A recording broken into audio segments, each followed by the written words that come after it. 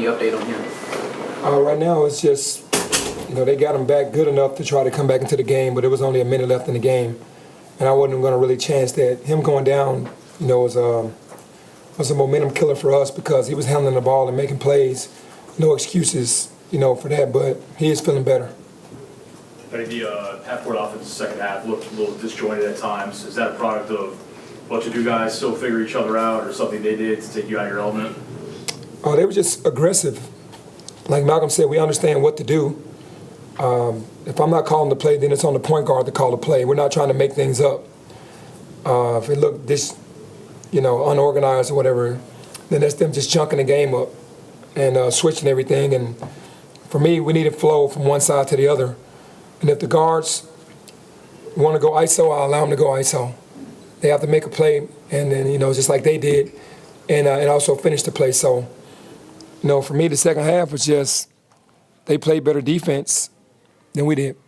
Dave Jones didn't take a shot over the last 5:50 of the second half. Did you think you needed to get him the ball more? Did you like the shots you were getting otherwise? What did you think about how that all played out down there? I'll take full blame for that because I said after the game, I was really trying to go through JQ to get him to get downhill and let David play off that. Should have put the ball in David's hands. So that's basically at that point because David had it going.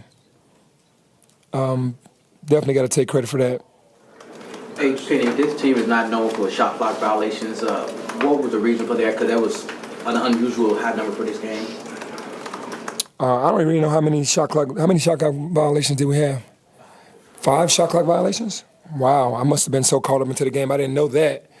But to me, it's just trying to make it up and not really moving the ball from side to side. Coach, Ole Miss shoots 50% from the three, 11 to 22. Some of that is you're going to have a hot night, but how much of that defensively is you guys maybe not making a rotation or doing what you guys are supposed to do? I think some of that is just not closing out properly, which we worked on all week. A lot of these guys have bad habits from other teams that they're still kind of trying to get rid of. But we'll keep growing. These are just tough lessons, man. We know what's coming. Like Malcolm said, they have the answers to the test. Now it's just about energy and effort. And that's all that is on the three-point line is energy and effort. Running guys off the line, making them feel uncomfortable, not letting them get in any kind of rhythm. Is there any difference between what Javon Quinterly did on the last possession there versus what y'all had discussed in the huddle? No, I mean, the play was supposed to go to Ashton in the corner, but JQ probably lost track of the time. And Ashton was wide open, but JQ took that shot. We got to live with it. But the play was, for him to almost like a hammer screen for Ashton to get to the corner. He was wide open. But, again, he took, a big shot and just didn't make it.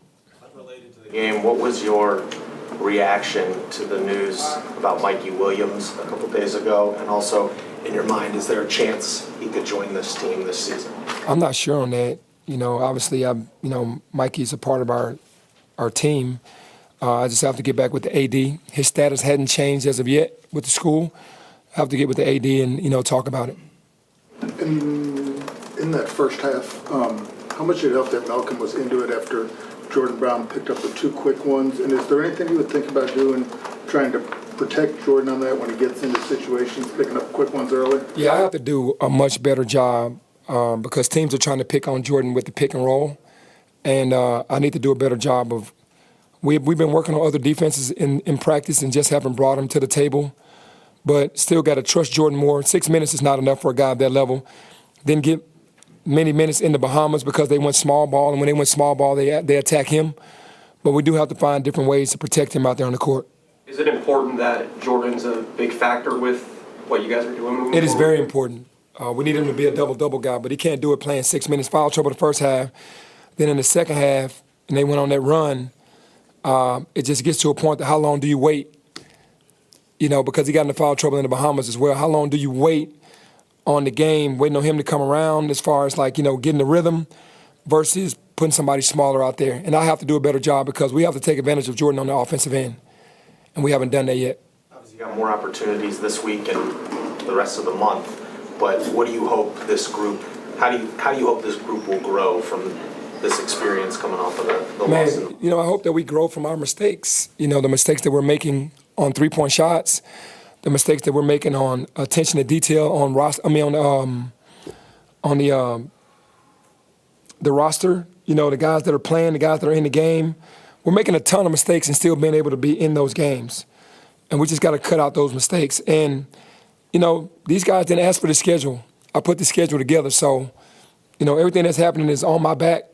But we have to learn from our mistakes and really just get better every game. What do you think of the way that Jalen Murray played, and why was he such a problem for you guys today? Jalen played awesome. He took over the game when he had to, and he got assists when he had to. He was such a problem because we couldn't guard him. We put everybody on him, and he got to the point with 10 seconds on the shot clock, a one-on-one up top, and won that battle. He made a huge shot on Malcolm in the corner, running back out and just turned the shot, and then he made a big shot on Jalen Young at the end of the game to put them up 2. So all you can do is tip your hat to someone like that, and our guys just keep getting better because we're going to need that from our guys as well. We have guys that are capable of doing that and taking over games. It just hadn't happened yet, so we're going to need that as well. Penny, how do you balance giving individual guys freedom on offense, like you've said over and over again, versus kind of getting this thing to look more cohesive and together? Yeah, I think we tend to forget that we have an inside presence, and that's something that I'm going to keep shoring up.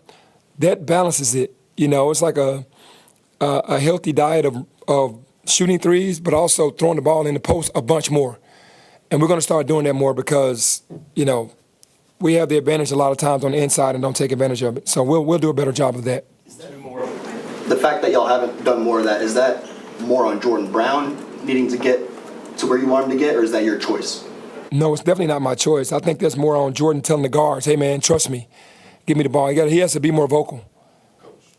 The closing minutes of the timeout, do you wish you held back on calling that as the game is over now? No, I said our defense. I really tried to set our defense because Malcolm and Nick Jordan were both out there a long time, and I needed to give them a breather, and I needed to set the defense. I would never not regret doing that because I had an opportunity to look my guys in the eyes, say one stop, and we just got to get one stop. I'd do it again, seriously, because they were just going to go to a high ball screen, which they went to anyway, but I put Jalen Young in the game to try to offset that ball screen. Jalen Young is, arguably our best defender on ball. So I got my best defender on ball in there, and he still made a great move and made a better shot. From a 1,000-foot view, if you will, what was the momentum changer, or what changed, right, when you guys are up 11 and they kind of chip away in the next 3-4 minutes there? I think probably us letting our offense dictate our defense because we weren't making the shots, and then you get on the other end, they got hot. They're at home feeding off the crowd, and we didn't disrupt enough in that stretch where we lost the 11-point lead.